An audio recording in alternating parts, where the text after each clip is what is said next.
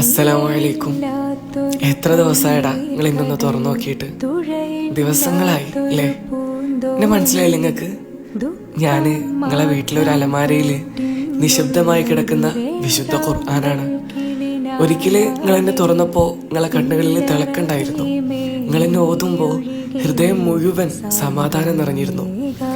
എന്നെ നിങ്ങൾ ഒതുക്കി വെച്ചതില് ഞങ്ങളെ കുറ്റപ്പെടുത്തുന്നില്ല, പക്ഷേ ചെറിയൊരു സങ്കടമുണ്ട്.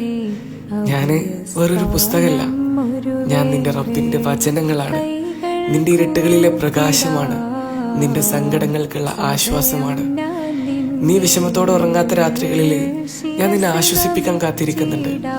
നീ സന്തോഷത്തോടെ ചിരിക്കുന്ന ദിവസങ്ങളില് പടച്ചവനോട് നന്ദി പറയാനും ഞാൻ നിന്നെ ഓർമ്മിപ്പിക്കും. എന്നെ നിങ്ങളൊന്ന് തുറക്കണം, ഒന്ന് ഓതണം. ഒരുപാടൊന്നും വേണ്ട, ഒരായത്ത് മതി, ഒരു പേജ് മതി.